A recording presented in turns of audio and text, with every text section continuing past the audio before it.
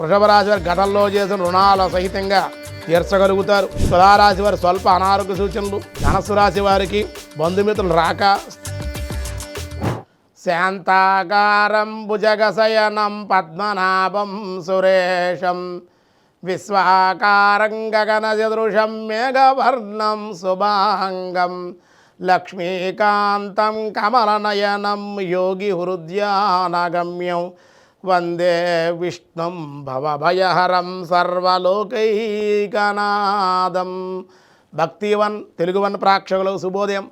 23/5/2026 స్వస్తి శ్రీ చాంద్రమానం పరాభవనామ సంవత్సరం ఉత్తరాయణం గ్రీష్మ ఋతువు అధిక జ్యేష్ఠమాసం శుక్లాపక్ష సప్తమి శనివారం. సప్తమి ఉదయం 10:27 వరకు.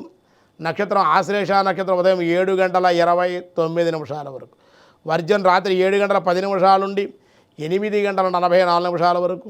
దుర్ముహూర్తం ఉదయం 5:30 నుండి 7:13 వరకు. సూర్యోదయం 5:30, సూర్యాస్తమయం 6:23. అమృత గడియల ఉదయం 5:57 నుండి 7:29 వరకు. రాహుకాలం ఉదయం 9 నుండి 10:30 వరకు రాహుకాలం. శుభ సమయం ఉదయం 7:45 నుండి 8 వరకు. మధ్యాహ్నం 2:49 నుండి 3:30 వరకు శుభకాలం. ద్రవయోగం ఉదయం 11:29, వని ఉదయం 10:27, భద్రకరణం రాత్రి 9:47. దినారంభ చక్రంలో మేషరాశి వారికి ఈరోజు మిశ్రమంగా ఉంటుంది. ధనం అధికంగా ఖర్చు అయ్యే అవకాశం, అనుకోని ఖర్చులు వచ్చే అవకాశం ఉంది. వృషభ రాశి వారి గతంలో చేసిన రుణాల సహితంగా తీర్చగలుగుతారు. పెద్ద మొత్తంలో ఆదాయం అందే అవకాశం ఉంది. దేవాలయ దర్శనాలు కూడా చేసే అవకాశం ఉంది. మిథున రాశి వారు శ్రమ అనంతర లాభాలు, స్వల్ప ధనయోగం ఉంది. కొన్ని పనుల్లో నిలిచిపోయే అవకాశం కూడా ఉంది, కొంచెం జాగ్రత్తగా ఉండాలి.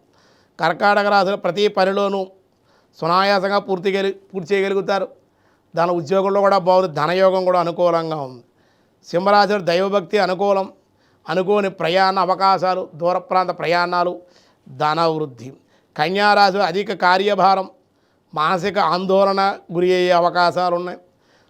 తులారాశి వారి స్వల్ప అనారోగ్య సూచనలు, పనులు వాయిదా పడే అవకాశాలు ఉన్నాయి. వృశ్చిక రాశి వారికి విజయంతో అభివృద్ధి, కొత్త మార్గాలు అన్వేషించుట, విదేశీ ప్రయత్న అనుకూలతలు ఉన్నాయి.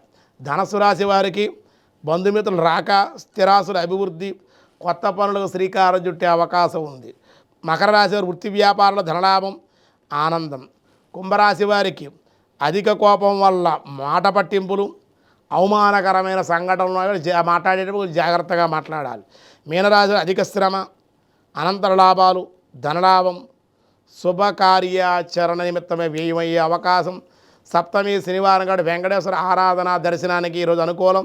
ఉదయం 10:30 వరకు సప్తమి ఉంది కాబట్టి అన్ని కార్యాలకి అనుకూలం.